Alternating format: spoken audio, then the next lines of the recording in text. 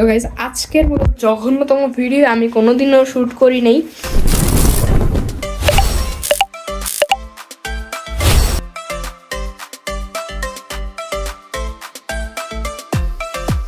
Hey guys, আসসালামু আলাইকুম। কি অবস্থা সবার? আশা করছি সবাই ভালো আছেন।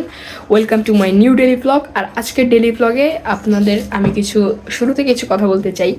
আর সেই কথাটা হচ্ছে যে আজকে আমি স্কুলে যে একটা বড় সড় একটা কট খাইছি, আর সেটা হচ্ছে কবিতা আবৃত্তির কট, বাংলা কবিতা আবৃত্তির কট। মানে বাংলা কবিতা আমি একদমই পছন্দ করি না, ইংলিশ কবিতা পছন্দ করি না। কালকে ইংলিশ কবিতার হচ্ছে কি বলে ইন্টারভিউ নিছে, দেন আজকে আমাদের নিছে।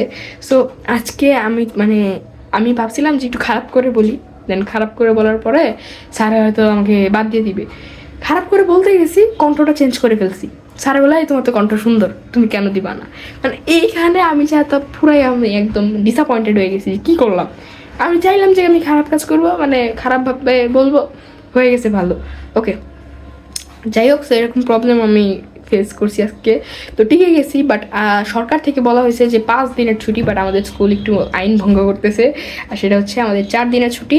কালকে আমার হয়তো স্কুল খোলা, বাট আমি যাবো নাকি জানি না। বাট কালকে বাংলা কবিতার ভাই ফাইনাল না, মানে স্যারে আরও ভালোভাবে আমাদেরকে শিখাবে।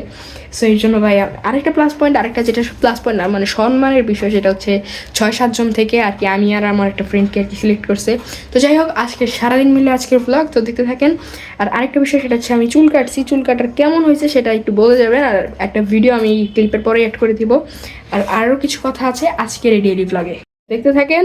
আর এখন যে চুল কাটিং রাতের 12টার ভিডিওটা দেখে আসে। এখন বাজে 12টা 15। সো আমি আমার হেয়ার কাটের একটা রিভিউ এখনই দিয়ে দিই, কালকে ডেলি ব্লগ অ্যাড করে দিব। সো এই হচ্ছে আমার ডেলি ব্লগ, হেয়ার স্টাইল দেখাচ্ছি একটু পর। তো গাইজ আজকের মতো জঘন্যতম ভিডিও আমি কোনোদিনও শ্যুট করি নাই। এতক্ষণ আমি ব্লগ করার সময় পাইনি, আর আজকের ভিডিওটা সবচেয়ে জঘন্যতম একটা ভিডিও হয়েছে, বিকজ অফ আমি আজকের মতো জঘন্যতম ভিডিও জীবনেও শ্যুট করি নাই।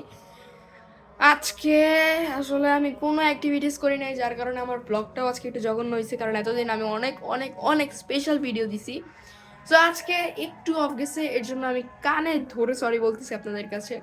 সো কালকে আমি একটা স্পেশাল ব্যক্তিকে নিয়ে আলোচনা করব, আর সেটাকে আমি পরে বলবো, কালকের ব্লগে বলবো।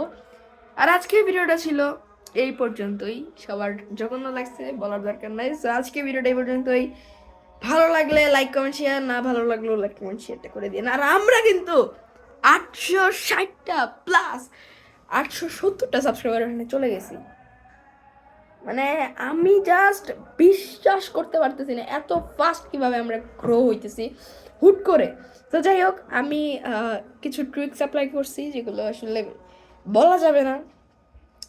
সো যাই হোক, আসলে কি মানুষের নজর জিনিসটা যেটা, সেটা অনেক খারাপ। সো এটা আর কি আমার উপর আঁকার, মানে কী বলবো, চাপটে ধরতে পারে আমাকে। সো এর জন্য গাইজ আমি রিস্ক নিব না।